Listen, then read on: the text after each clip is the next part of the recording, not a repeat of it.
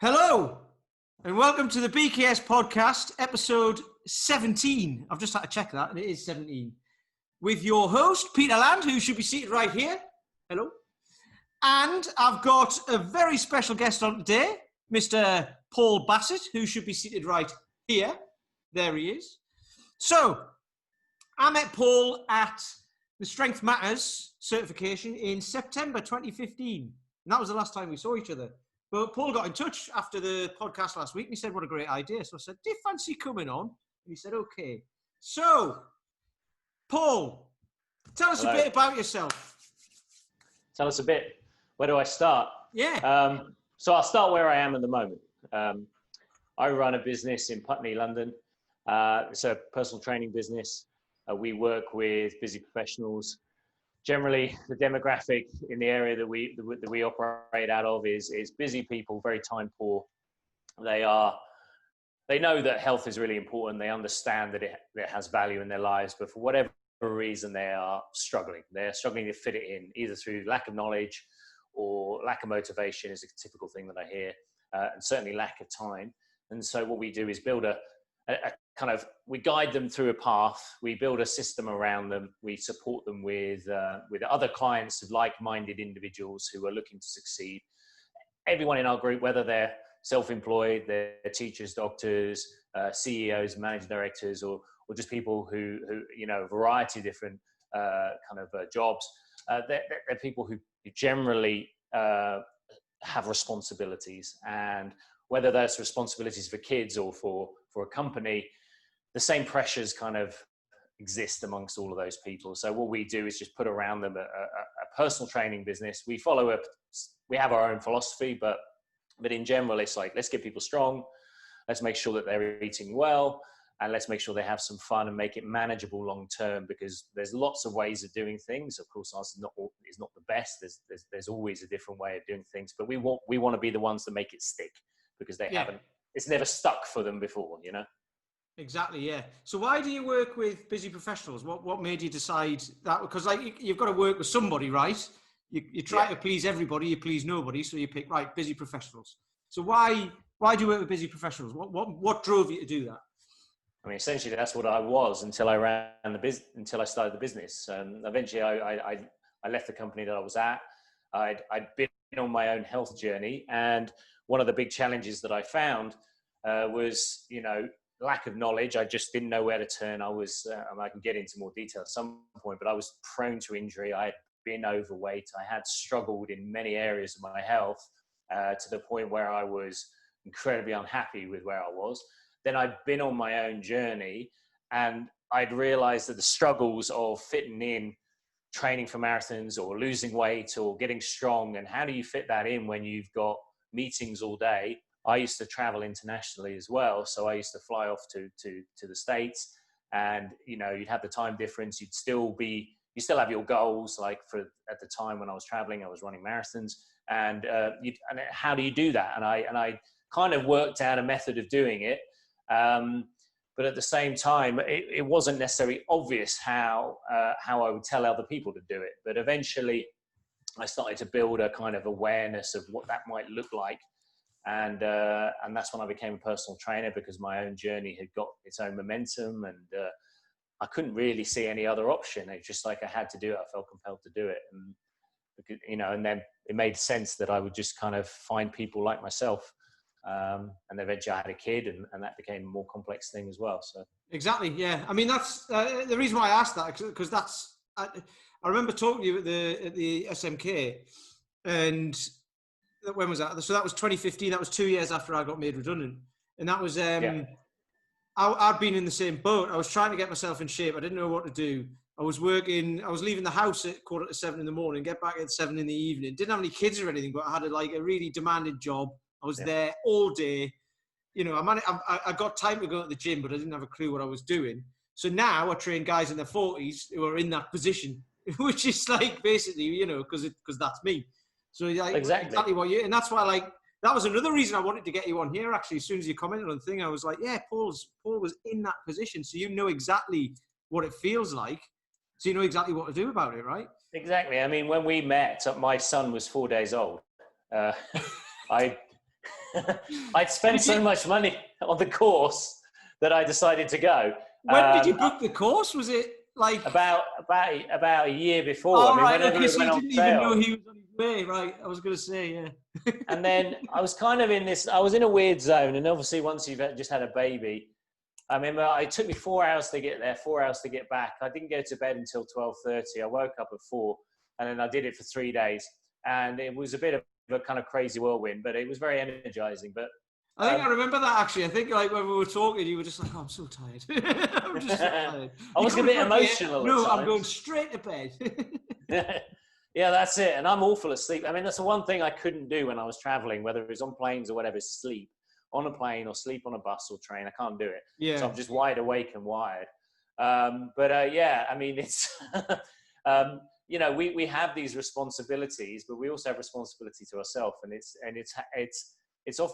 Firstly, it's recognizing we have a responsibility to self. And then it's like, well, how do I set boundaries around me? And how do I, you know, as you found with your own experience, it's like, well, I've got such a long day, you know, how can I be really efficient with my time? And that is not a straightforward thing, you know. That is brilliant because that used to be my biggest struggle, and it's the I can't remember what print. There's the Peter principle, but that's getting promoted to your level of incompetence, isn't it? It's not that I'm talking about. There's another principle. Yeah. What is it? It's somebody's law. I can't remember what it was. Someone will tell me. Yeah. But it's where the task expands to fit the time.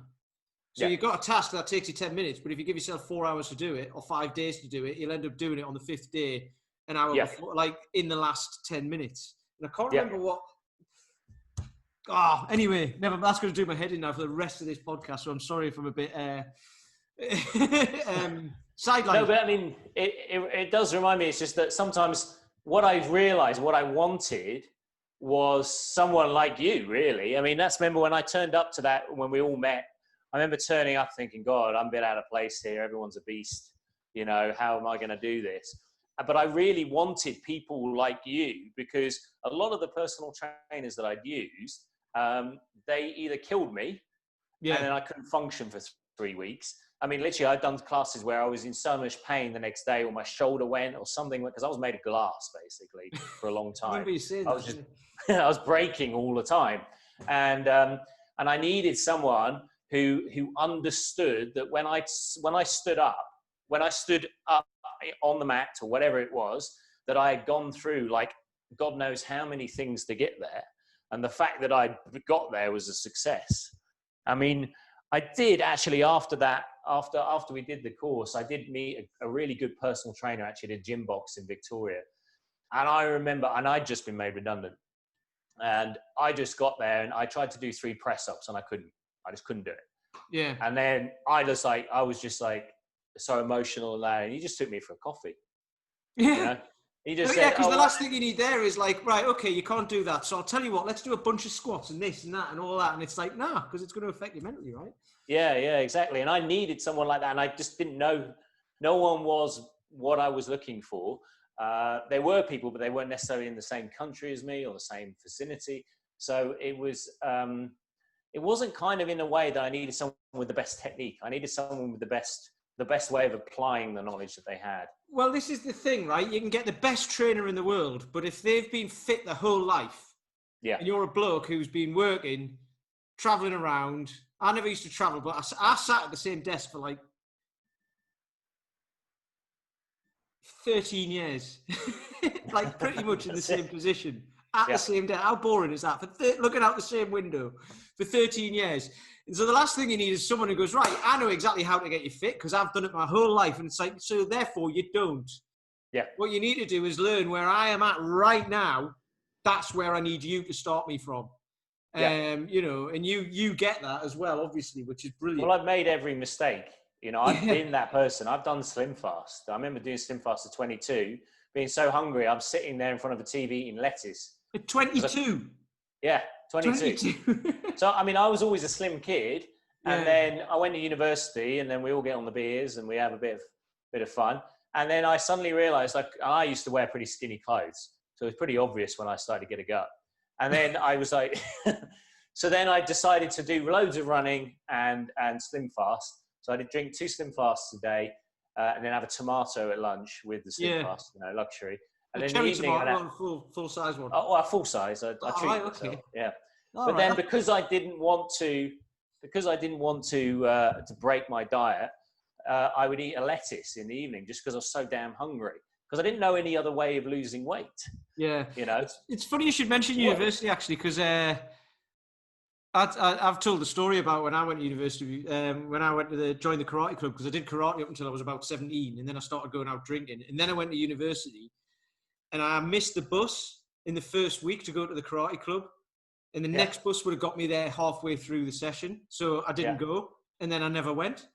And then the other thing is I didn't get fat at uni because I used to drink loads and just not eat, because I drink loads, and I was like probably what's that Roald Dahl character? Actually, but you're an alcoholic at 18. But I used to drink loads and loads all the way through uni, and I couldn't stomach food, so I ended up like a skinny break from drinking. It was ridiculous. Well, that's what the Twits did from Roald Dahl. They just drank cider. Yeah, well, there you go then. So there's a diet for everybody for a start, but I wouldn't recommend it, especially not in your 40s anyway. That's it. No, I mean, I then lost weight and I started to get active again. But I was just broke every time. I'd do 3-4 weeks of work. I'd done rugby at school. I played for my town and stuff like that. I just couldn't put the mass on. I was just pretty skinny, but I was used to going hard at everything. And then I'd just break, my knees would go, and I'd be in chronic pain all the time. And then eventually because I moved into the music industry, and I did that for 10 years. Like in 2009, I ended up in hospital, after collapsing in the road because of issues with my stomach and stuff like that. And I'd been smoking, drinking. You go to a gig, I was going to say that sounds bad, but if it's self-induced, then yeah, fair enough. It was my own fault, Well, I do over 100 gigs a year, and there was always a rider. So there was, a pack of fags and 20 cans of beer, and you'd have that, and you get home at 4 a.m. And I was doing another job at the time until I earned enough money to just do it on its own. And anyway, so it was this cumulative effect, and I just got into a right old mess. So I had to undo it. Yeah. And so I went the other way. It's funny because it seems to take, even though saying like, when someone says like, people go on fast results and all that, and I've said that before and everything, because that's what people want to hear, right? So once you can get them in and go, right, well, actually, we're going to be realistic about it. We'll get your results pretty quickly because like, when you start off on something, you tend to get results quite quickly, but then you start to plateau quite quickly as well. And then it's like, right, the results are harder to come by. I'm just justifying my own market in there because I have done that before. And I try not to as much now, but it's what people want to hear, right? Yeah. But at least if you can get them in and then convince them that actually what you do is a good way to do it, and it will get them more lasting results, which is what we're talking about, then that's great, right? I forgot what my train of thought was there. By the way, it's Parkinson's law. For the expanded. That's it. Yeah. Yeah. Good. Anyway, it comes it's weaves. Yeah, exactly. Yeah. I get that. I watch a lot of Ross Noble, and he disappears off onto things and then comes back again later on. And I was meant to go and see him a couple of weeks ago, actually, but been put off. So, you said you were playing rugby, but you're going to running marathons, right? Yeah. Because what I want to do here is like try and work out how you got to using coming up to the SMK and using kettlebells and stuff like that. Yeah. So you were running marathons. What, like, were you just running for that? Were you doing any strength training or anything like that?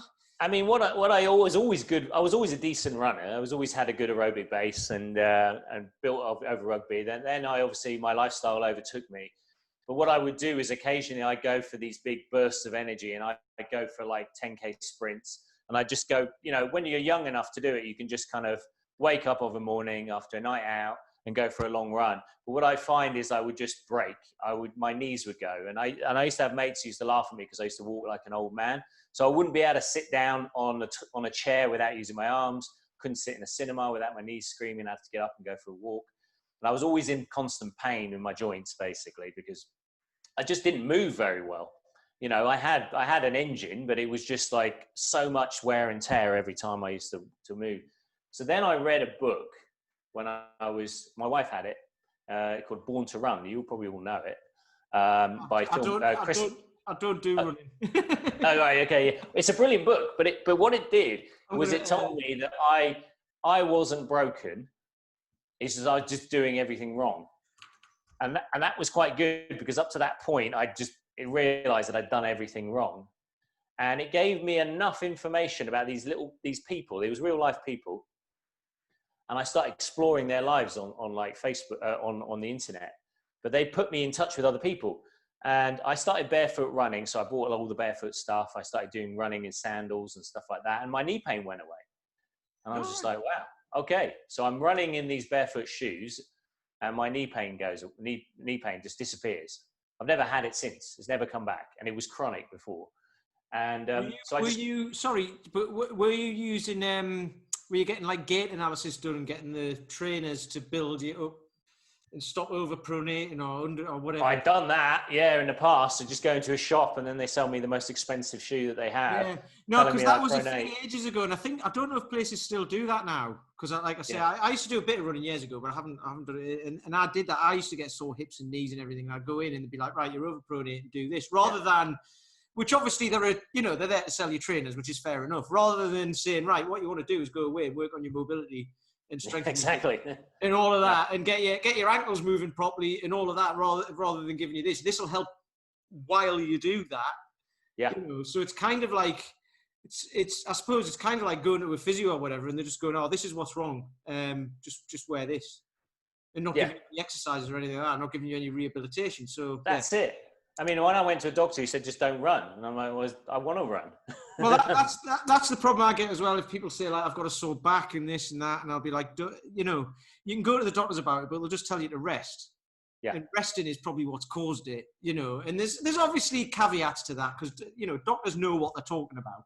Yeah. When it comes to kind of things like that, it's good to talk to somebody else who knows what they're talking about and how to move and how to stabilize joints and how to strengthen properly and all of that. Well, there's a chain of expertise, isn't there? You go to a doctor because you're in chronic pain or pain, and what they do is they get you out of pain for whatever reason.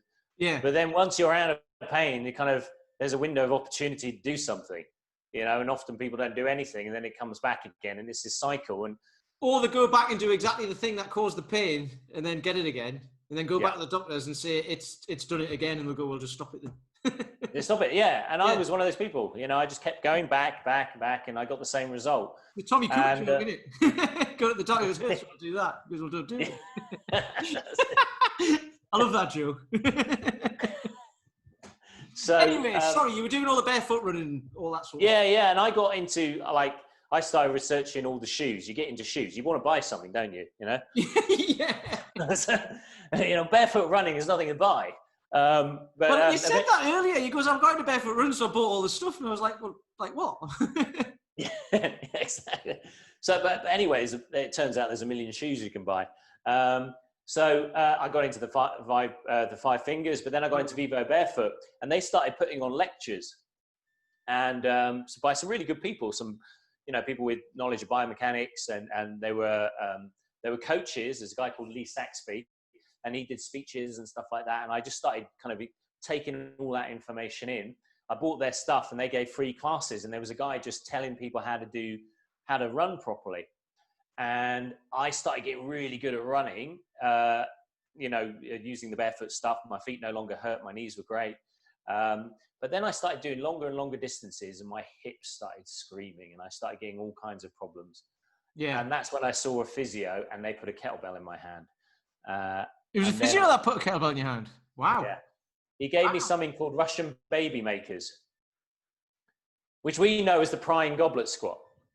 All right, okay. Sorry, I was like, what? He called them the Russian baby maker. Oh, okay. He wasn't Russian, but... Blimey. Yeah. And then I bought like one of those cheap plastic ones, and then I started researching how to use a kettlebell. Okay. And then I came across Pavel. And then I phoned up James randomly because I saw that he had kettlebell fever in West London. Yeah. And because I couldn't get there, he put me in touch with the guys at Commando Temple. Oh, So, did you go down there? Did you? It's a great place. yeah. I've only actually been there once. I did a mace certification there with Rick Brown about 3 years ago, and it's just a great place. I go there and feel like a little twig. Yeah. Who's going to break in the wind, because they're obviously they dedicate themselves to being experts in what they do. I mean, I would love to still go there, but it's too far away.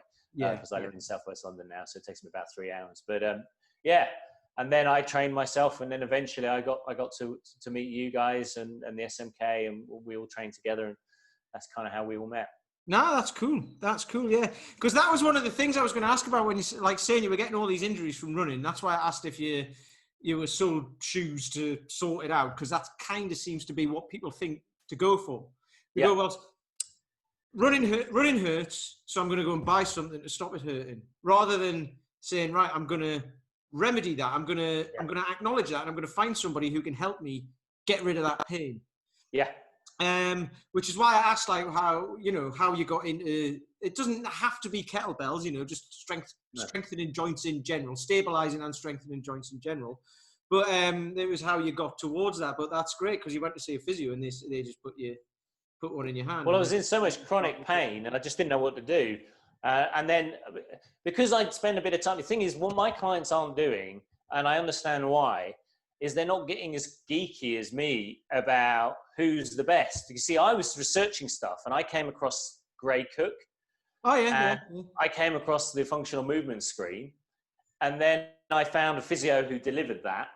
And so there was a kind of quality hierarchy, that one source put me in touch with another quality source, that put me in touch with another quality source. But 10 years prior to that, I was just like coming across the most mad things, and they were all positioned as experts. And I couldn't tell the difference between a Gillian Michaels, a guy off the street, a YouTube video of someone random. I couldn't. I didn't know. Should I do insanity? Should I do running? I was always told one leg was longer than the other, so then I must be broken. It's all those things. And I just was that true, or was that a hip imbalance? Everyone seems to have it. Yeah, it's a hip imbalance. Yeah. I was going to say, because like most people have, haven't they? I mean, like obviously you get people who have actually got like half a foot or a foot's difference or whatever, but most people have got a hip imbalance, which makes one look longer than the other. I only walked in circles for 10 years until I sorted it out. Like, oh, I'm back home again. How did that happen? I know, yeah. It's funny how you say that about, like, you don't know the difference between this person and that person and the next person who actually knows what they're talking about and who doesn't. And that's what's really tricky. And like whether to do insanity or this or that, and I've knocked HIIT training in the past. There's nothing wrong with it. But the reason why I knock it is because my guys, or guys in their 40s who want to get back in shape, that tends to be the thing that they go and do. When they're already tired and worn out and they've been sitting down all day and their hips are knackered and their knees are sore and their shoulders are sore, and they go, well, I'm going to go and do things as fast as possible and as many as I can in 45 minutes and then fall in a heap on the floor, throw it in that bucket and then go home, because that's great. And it's like, well, there is a place for that, but that's a bit further down the line, Exactly. It's something you do to kind of kickstart the engine occasionally. It's just something that shakes up the cobwebs. I mean, or even to test yourself. I do that with the guys now, with like snatches and swings and stuff, and we'll be, work it away, and then every couple of months I'll just go, right, today we're doing 500 swings in this time, off you go. And I'll time them and we'll get going and nobody talks and everyone gets it done. Rather than stand around having a chat in between sets and all that and just talking about stuff. So yeah. It's amazing how efficient you can be with someone's time. And we spend, typically just about 55 minutes in a class. The first 20 minutes, this is particularly when it's in person, we're doing virtual at the moment, but in person, it's like the first 20 minutes time, I tell my instructors to do the same, it's mobility. Yeah. It literally is a series of everything from kind of slightly wonky yoga through to animal movement, stuff to get the shoulders moving. Yeah. Because I've got people sat at desks like this, and then they suddenly want to turn themselves into a machine that swings a kettlebell for 1,000 reps in a session, you know, not that anyone does that, but you know, they want to push themselves really hard because they want to feel like they've had a workout. And you don't actually need that much strength training to get the dose. That's what I found. You know, but the mobility, you kind of do need to spend a bit of time doing it, you know? Yeah, because I get my guys to come, the guys who I see in person come 3 days a week. And I start them out when they first turn up, it's just loads of mobility because that's what most people need. And then after a while, they start to kind of do that at home on their own. And like you were talking about being geeky about it earlier, a couple of the guys are really geeky about it and they look stuff up all the time and I'll get messages off them. What mobility can I do for this? What can I do for this? And inevitably I've got a YouTube video on it or something and I'll send them it and I'll say, do this. And I'll talk to you about it in the next session. All that sort of stuff. And then, but then I've got other guys who aren't that bothered about it. So they're like, I need to sort my hips out. So I'm like, right, do this. Do this as much as you can during the day at home. And if they're not doing it and they come back, my hips still say, were you doing the thing? No, go and do it. And then eventually when they do it, then that's when you can kind of build up the trust, right? So like you say, people come along and they might want to beast in. You go, we're going to do this. And then we'll get you tired and sweaty because that's what you want. But we'll do a bit more of this time. Then we'll get you tired. And then they actually sort of think, hang on, that thing feels better than that thing. Yeah, yeah. And then they start to realize, actually, it's not about, because I think on your profile it says about losing weight and stuff like that. And it's like, that's what I kind of say to people as well. But it turns out that's not the thing. That's kind of like a byproduct of it, which comes out of how you eat anyway. But the other stuff is how it's just making you feel better, making you feel more comfortable with carrying around the body that you've got and being able to actually take it with you. I mean, the big challenge is like we operate in an industry which is unregulated in many ways. You know, my wife's a dentist, so there are very set rules about how you behave and what you deliver. Yes. There's not really that. So building trust is tough because people come in cynical. I'm aware that when I advertise, and I use Facebook a lot, and most of my clients have arrived through Facebook. I get referrals, of course, but a lot of them come through there because London's a big place and it's a way of reaching a lot of people. I kind of compete in the world that every other fitness business does. My adverts need to pop out and they do talk about weight loss, but it's kind of as soon as we're on the phone call, you know, once we've gone through the application form, it's like, okay, my program is not a weight loss program, but it will deliver you weight loss. It's just because we're doing everything else right. And it's a consequence of that. But even then, it doesn't tell us the whole picture. But ultimately, weight loss is in your head anyway, isn't it? It's up there rather than it's not the thing. The thing is breaking the cycle of just not looking after yourself. and I think you've done extremely well. And because your demographic is, you know, you've aimed at men particularly. And I would say probably I have 70% women in my classes, and mainly because that's just who gets in touch with me. It's not who we specifically target. It's just that there's more outreach from women. I think they suddenly go, you know what, I need to do something about this. And guys are more likely to say, I can do it on my own. Yeah, well, I find it really, really ridiculously tough because I haven't actually got that many students. I've got there's about 15 guys come down to the in-person sessions. I've got a few people online. I've got people doing a 28-day challenge that I sell, which is like 50 quid, 28 days. And it's a bit like a beginner's program. It's how I started basically. And I'm like, look, it's how I take the guys through stuff in the park originally, depending on where they're at, but I can gauge where they're at when I see them in person. With the 28-day challenge, it's like, just do this and see how it goes, and I'll help you out along the way.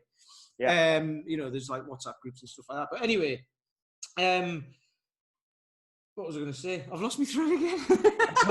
It's something to do with guys and how difficult they are to keep them to stick. Oh yeah, guys. Yeah, honestly, exactly like you say.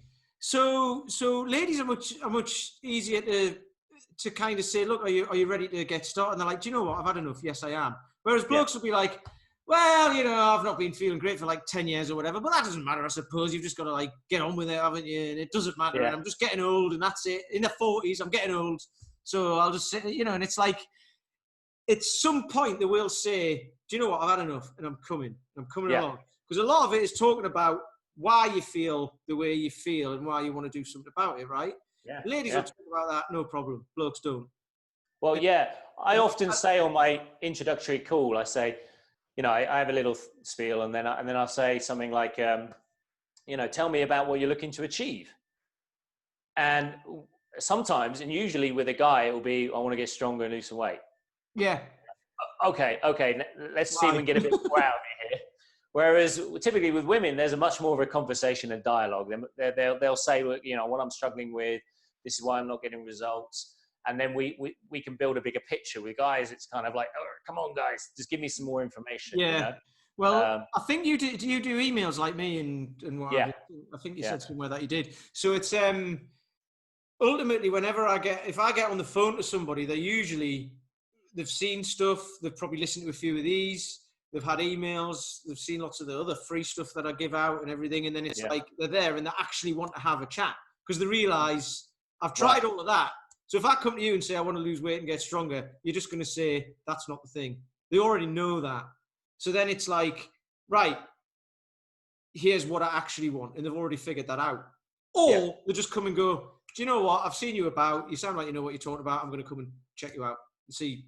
You've got to build the trust, because it goes back to that thing. If everyone is positioned in the same position as experts, how you show value is the ultimate challenge as a personal trainer, because you've got to build trust, and it's got to, and that's not an easy thing to do. And you've obviously done that with your clients, because particularly with guys as well, they quite easily, they can do the 28 days and then go and train themselves, but they're subject to the same things that everyone is, which is they have responsibilities.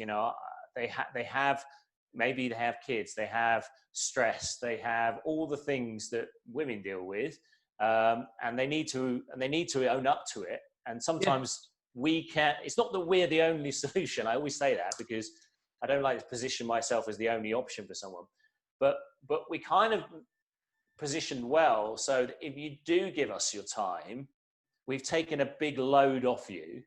That as long as you show up and you follow our advice, you're going to be in a much better position to get reach your goals than you would be on your own. It's not to say you're not capable, but it just takes pressure off your shoulders. But it's the thing as well. Yeah. So like you can say, right, what do you do when you go to the gym? I spoke to James about this last week, and he was like, people rock up and they go, right, I'll do a little bit of this, a little bit of that, and a little bit of that. And they're like, what am I going to do next? And they walk in not having a clue, and then go, right, what am I going to do? I'll warm up on the treadmill for 10 minutes. And then while I make a decision. And then by the time they've left, it's like, what have you done and what has it achieved? And you'll probably not go back again for another week, right? That's it. As opposed to someone like me or you just saying, right, what do you need? Where are you at? Let's test you out a little bit. Right, here it is. Do that. Yeah. And then you go, okay, why? If you want to know why, I will explain why and we can talk about it, and it'll take a period of time over the weeks of telling you why, because there's lots and lots and lots of things behind it, and lots of science and all that. Or I can just give it to you. And like some of them don't even say why, they just go, okay, I'll go off and do that. And then a week later, they're like, well, that bit feels really good. That was tough. And you're like, right, well, let's adjust it then. Because like, if maybe you're not ready for that yet. Maybe that's too easy, whatever. And then all of a sudden you've got a program, right? And they don't even have to think about it. They just have to say, right, I've finished work.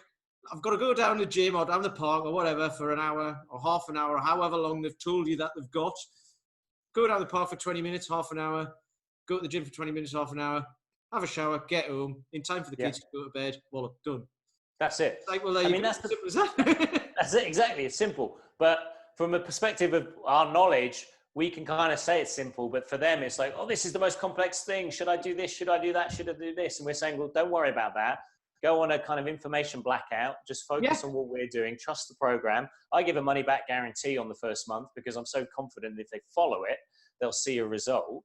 I mean, the one thing that this lockdown has demonstrated is that big box gyms who just rent new equipment do not have an answer to a pandemic. Now, I'm not saying that I became a personal trainer with an answer to a pandemic, but what my business does and your business does, it has created a coaching framework that allows people to react and maintain their trajectory with a change in environment, because if you're always relying on your environment to dictate your results, you're going to lose, because the environment always wins. Yeah. And so you have to create a system of results based on your own values, and then just whether or not you're using kettlebells or your body weight, it doesn't matter. We have barbells in the gym, but we can't have barbells at home. So you use your body, but the system is the same. And big box gyms did not have an answer. And that's why we've retained clients, and they've had to just cancel memberships, you know? Yeah. Yeah. But that's the thing. It's like the ones I feel sorry for are the smaller, like James's gym last week, and the smaller gyms who actually provide like, you know, they don't just rent equipment. They're like, right, we've got this equipment, but we'll give you a plan and all that. And it's like personal training in a gym, and they limit their membership so everybody can go rather than get. He knows the names of everyone. Yeah, but those guys tend to be the guys who've kept things going and done it online, because their client base will be like, no, I want to carry on with you. I want to carry on doing it. Yeah. And like you say, big box gyms is one of my guys who ended up going to a gym down the road that you can go to at any time you like. And he obviously can't go there. So he came back, he just got in touch with me, and he was like, are you doing online stuff? And I was like, yep. And he was like, can I join? Yeah. And I was like, yeah, of course you can. You know, because he used to come a while ago. So yeah. And the virtual stuff works for my clients. Actually, I'm going to keep it once the whole thing opens, because it's kind of like my job is to find the shortest route to results. And for some people who are struggling to get into the gym because they are subject to the district line or you know, whatever it is, they can quite easily get home in time for a workout in their own living room when they couldn't get into Putney and back out to Wimbledon or whatever they were doing. Yeah. So it's about finding the solutions that take them from where they are now to where they want to be. And I think virtual has actually got a place going forward, certainly in my business. So. Yeah, I'm trying to work out how I'm going to do that, because I basically do stuff just behind my house, and baths like this big. So yeah.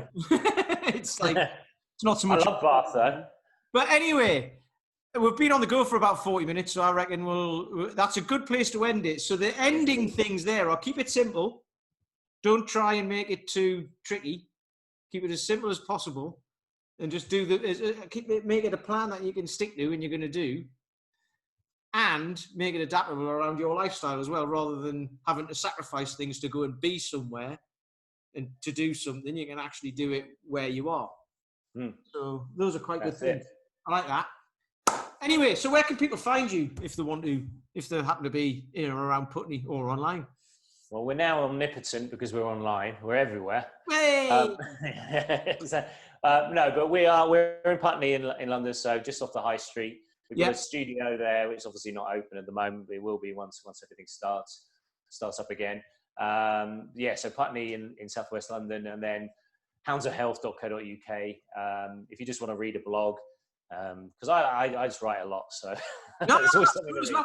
This is why this is a good thing, because like people will go, yeah, but you're not near me, so I can't do it. And it's like, yeah, but I put up some good information on the website. I don't, but because I do these things instead. Because I used to do writing, and I just couldn't get along with it.